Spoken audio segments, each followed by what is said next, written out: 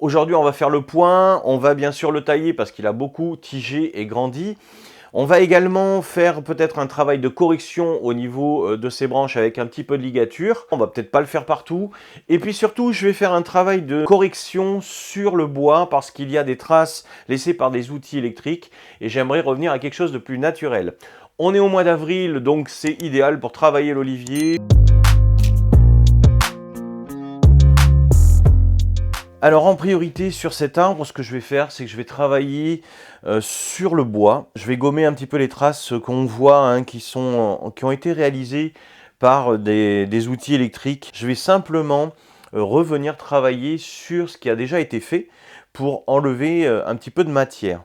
Je vais travailler avec la massette et je vais travailler avec des gouges. Donc ma massette, vraiment quelque chose de simple, hein, qu'on peut trouver partout, et puis des petites gouges. J'aime bien les petites gouges rondes comme ça, et assez fines quand même, pour faire du travail vraiment léger, où je vais venir, par exemple ici, travailler sur le bois, et venir emporter quelques pièces, des travaux d'affinage, on va dire, sur le bois. Il y a des parties que je vais garder, à des endroits où il va y avoir des traces, par exemple ici, je trouve que ça fait un peu trop régulier, eh bien je vais venir casser avec la gouge, avec quelques coups de massette. Éventuellement ouvrir un petit peu le bois, mais de façon très légère, puisque je trouve que l'écorce en général sur cet arbre, eh bien, elle est très bien, elle est très jolie.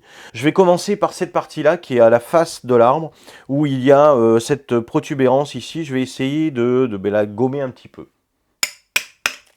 Alors j'y vais doucement, hein, je ne vais pas faire vraiment de gros changements, mais je vais sortir quand même cette partie qui était certainement une racine et qui maintenant ne sert plus à grand chose. Des petits coups de massette légers. C'est pas des modifs très fortes, mais c'est quand même important d'enlever, je trouve, ce moignon de racine. Pas très esthétique, surtout sur la face de l'arbre. Alors le bois est relativement dur et ça se travaille très bien.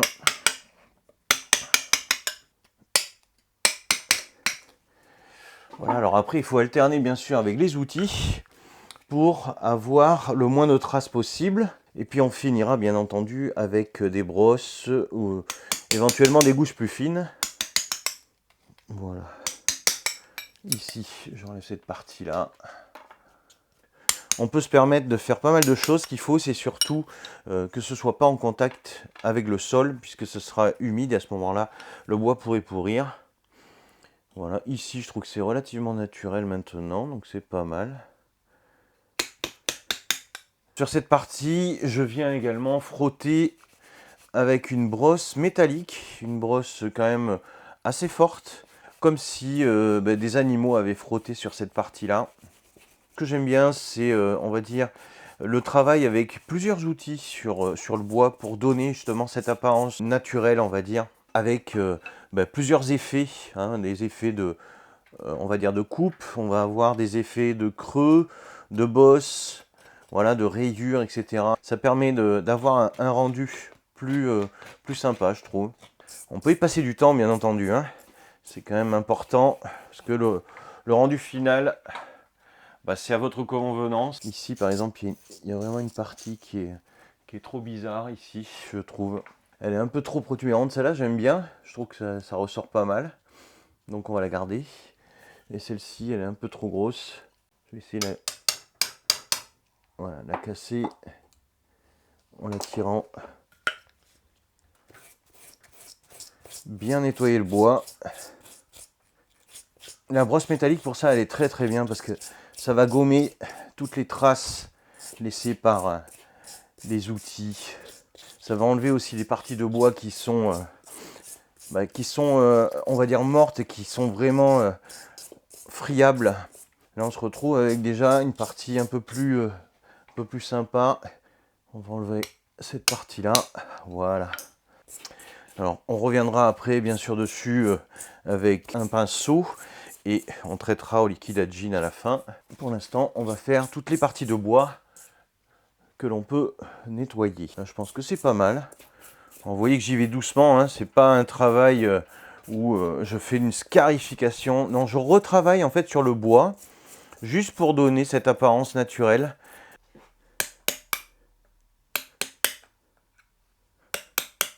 C'est un petit peu particulier cette partie-là, justement. Là aussi, il y a une racine ici qu'il va falloir un petit peu réduire. Vous pouvez venir aussi enlever de la matière avec des gouges comme celle-ci. Ça, c'est des gouges qui sont très sympas.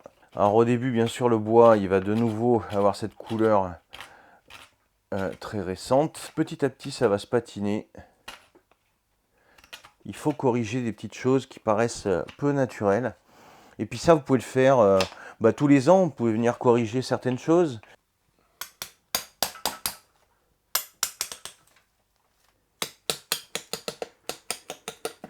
Ce sont des parties qui ont été creusées vraiment dans la matière et on voit encore les traces laissées par l'outil électrique. Maintenant, on va les gommer.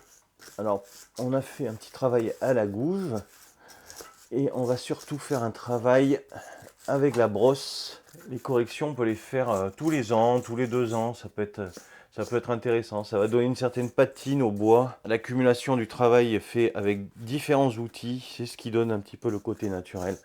Non pas avec un seul outil. Il faut surtout éviter ça, quoi. Donc maintenant, ces parties-là, je vais les laisser tranquilles. Je vais travailler sur le feuillage. Ensuite, je ferai le travail au liquide à gin. L'olivier, c'est un arbre qui fait beaucoup de rejets. Donc on peut voir ici, par exemple, c'est un arbre qui a un fort pouvoir de rebourgeonnement sur le tronc même. Donc il va falloir définir une zone sur laquelle il n'y aura pas de pousse, où on verra bien l'écorce, voir correctement la silhouette du tronc. Ça, c'est un rejet qui est intéressant parce que ça a fait pousser une partie ici et donc ça a comblé un trou. Mais maintenant, il est temps de l'enlever. Bon, c'est à l'arrière. On peut venir y poser un petit peu de mastic aussi. Cette branche, c'est pareil, je vais la couper. Voilà. Alors, cette branche ici, elle est vraiment basse par rapport à tout le reste. C'est à 5 cm du sol, mais c'est quand même trop bas. Donc, pareil, on coupe. Alors on a des petites racines qui sont développées, des racines aériennes, ça je vais les enlever. Et ici j'ai une pousse également qui est dans un angle pas forcément intéressant non plus. Donc on va enlever ici. Voilà pour ce qui concerne tout ce qui est taille sur les rejets du tronc.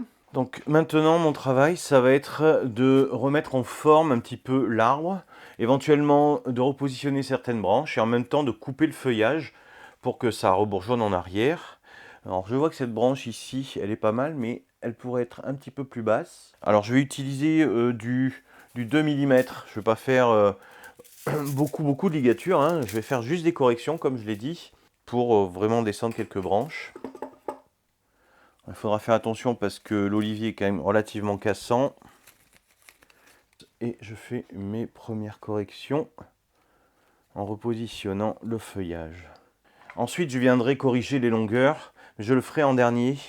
Je préfère attendre un petit peu et corriger toutes les branches. Ici, on a des parties qui sont mortes, donc je vais les enlever.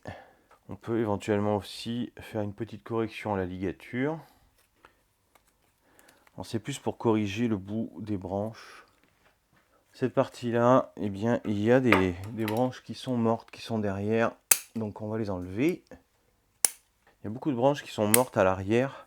Et ça, c'est dû peut-être à un manque de soleil. Donc il faudra que je fasse attention quand même lorsque je positionne mon arbre dans la serre.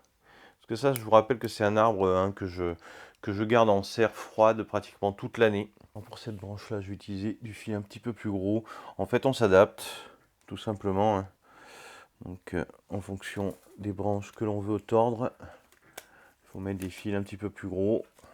Alors, je ne tords pas les branches principales, ce sont vraiment des branches secondaires maintenant, qui sont amenées à des emplacements pour vraiment remplir tout le volume de l'arbre, parce que je trouve que il y a quelques espaces qui ne sont pas encore remplis. Alors, sans casser les branches, on va essayer d'amener ces branches à des endroits intéressants, un peu plus intéressants.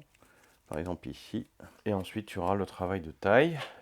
Je continue mon travail de nettoyage des branches mortes. Cette partie-là aussi, elle mérite d'être baissée un petit peu pour couvrir ici. Je ne corrige pas les longueurs tout de suite. D'abord, ce que je fais, c'est que je positionne les branches avec la ligature. Et puis ensuite, je viendrai faire mes corrections de longueur. Alors c'est une partie qui est assez technique parce qu'on est à l'intérieur de l'arbre. Il ne faut pas être trop intrusif aussi. C'est juste des petites corrections. Ça reste relativement flexible, faut y aller doucement. C'est important. Comme ça, j'abaisse les tiges qui montaient un peu trop. Et je m'en sers, hein, je me sers de la longueur avant, bien sûr, de les tailler. Ici, il y a une grande tige. Je ne vais pas en avoir l'utilité. Ouais, remarque, ça pourrait combler un espace. Ça pourrait être sympa. Voilà, maintenant elle est ligaturée, je la tords. Je vais voir si je vais pas la raccourcir encore. C'est une branche qui dépassait beaucoup, hein. Donc, je vais la raccourcir parce qu'elle est encore assez longue. Ça va permettre d'avoir du bourgeonnement en arrière. Donc sur la partie haute de l'arbre, je ne vais pas poser de ligature parce que l'olivier il a cette tendance à couvrir comme ça l'ensemble de sa canopée, hein, ce qui est tout à fait normal. Alors ce qu'il faut, c'est par contre revenir à 2 feuilles et enlever toutes ces longueurs. Ça va être déterminé par les longueurs qui sont en bas. Puisque j'ai fait des corrections un petit peu sur l'ensemble des branches basses. On peut le voir ici, on peut le voir ici, on peut le voir également ici. Donc maintenant, je vais régler ces longueurs. Une fois que ce sera fait, je vais tailler sur l'ensemble de l'arbre. Il faut garder la longueur quand même de certaines branches, mais l'olivier rebourgeonne très très bien derrière. On l'a vu, hein, puisqu'il va même rebourgeonner sur le tronc. Des choses qui partent un peu trop haut et tout, on va les couper. Mais on va garder quand même de la masse foliaire. Ça va habiller l'arbre, tout simplement. Alors là, les parties vert clair, ce sont les parties, bien sûr, jeunes de cette année. Les nouvelles pousses qui sont en train de partir. On va les réduire. Ça va favoriser justement ce bourgeonnement en arrière. On va enlever et éliminer toutes les branches qui vont avoir tendance à pousser vers l'intérieur de l'arbre. Donc ce qu'on veut, c'est bien sûr mettre en valeur la qualité du tronc. On veut un feuillage qui soit proche du tronc, mais pas non plus qui aille vers le tronc. En ce qui concerne les feuillages, vous pouvez également effeuiller vos arbres, vous pouvez également effeuiller vos oliviers. Vous pouvez le faire à partir justement du mois d'avril, c'est très bien. Ne pas le faire trop tard aussi, puisque l'olivier, sinon, il risque d'avoir justement du retard. Voilà, si vous avez besoin d'effeuiller. Alors, l'effeuillage va provoquer des nouveaux départs de feuilles qui seront plus petites, on va dire. Surtout pour les oléas européens, qui sont des arbres avec des feuillages, avec des feuilles très très longues. Celui-ci, c'est un sylvestris, donc il a des feuilles qui sont relativement courtes déjà naturellement.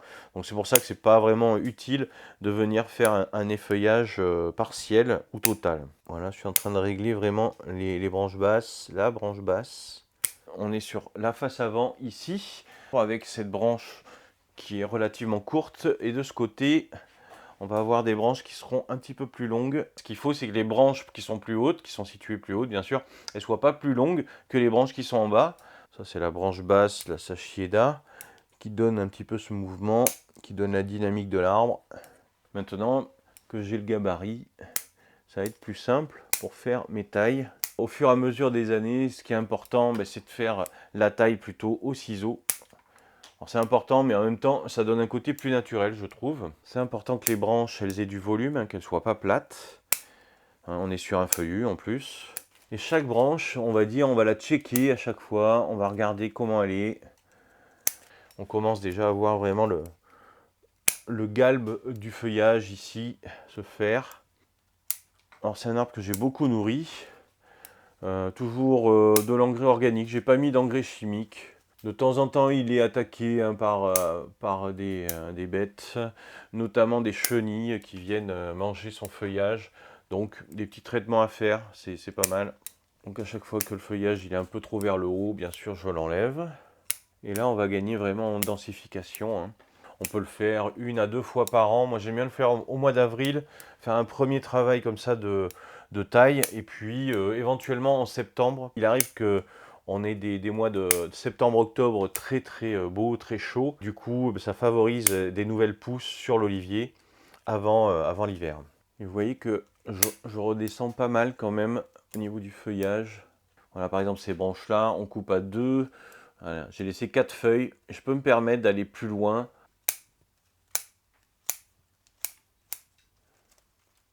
Et voilà, on a de nouveau vraiment cette forme bien ronde qui donne l'apparence d'un arbre assez ancien.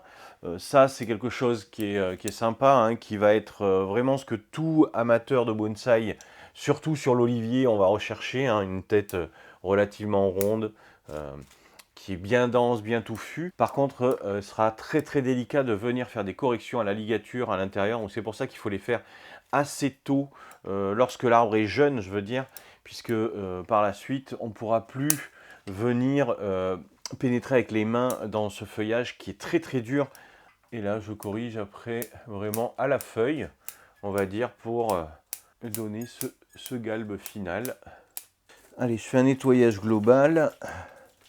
Je corrige quelques petites racines qui ont poussé aussi. Ça, je vais l'enlever. Donc, je vous rappelle que le Liquidagine se pose sur du bois mouillé. Et on commence le travail. Alors, je travaille moi avec du Liquidagine non dilué, pur, au pinceau. J'en mets pas dans le substrat. J'en mets uniquement sur le bois qui a été travaillé. Toutes les parties de bois mortes doivent être recouvertes. C'est quand même intéressant de venir poser ce produit parce que, bien entendu, ça va éviter toutes les attaques parasitaires. Au début, ça risque de blanchir un peu, même beaucoup. C'est normal. Mais avec les différents arrosages, eh bien, ça va s'estomper avec le temps.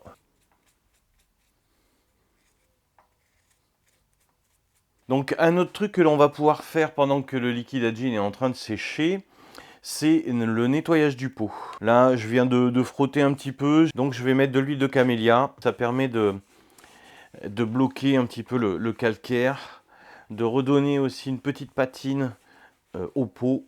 Alors, sur les parties plates, je vais utiliser mon chiffon. Sur les parties qui seront avec du relief, là, je vais utiliser plutôt une brosse à dents ou des brosses. Ça va permettre de garder la patine du pot, de la conserver puis de l'améliorer. Voilà, tout simplement. Et surtout, ça va limiter les dépôts de calcaire parce que j'en ai un petit peu, je trouve.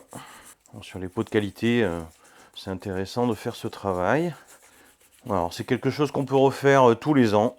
Et bien sûr, vous allez pouvoir également faire ce travail lorsque vous mettrez votre arbre en exposition. Alors, l'huile de camélia, vous en trouvez dans les magasins spécialisés. Vous en trouvez aussi sur Amazon, vous en trouvez un peu partout.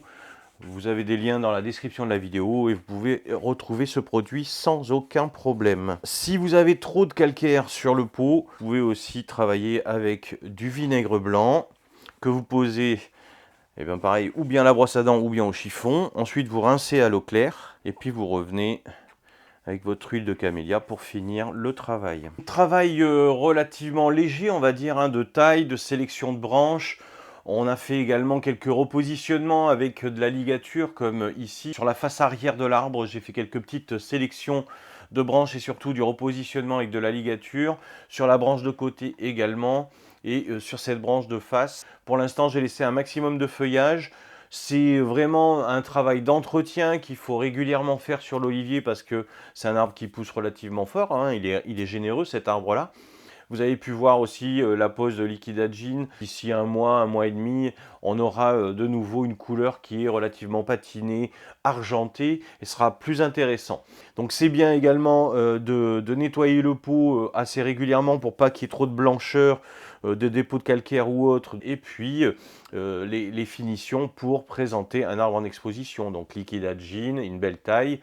Voilà, c'est un arbre qui est relativement mature, qui a déjà une très très belle forme, qui est imposant, hein, qui est massif. On le voit dans les deux sens. Il a une face plutôt arrière, je dirais, qui est ici. Et il a une face plutôt avant, je dirais, qui est par ici. Voilà, c'est pour ça que je l'avais positionné comme ça dans le pot. Je vais le laisser encore 2, peut-être 3 ans dans le pot et continuer de le traiter au niveau de la taille pour bien le densifier.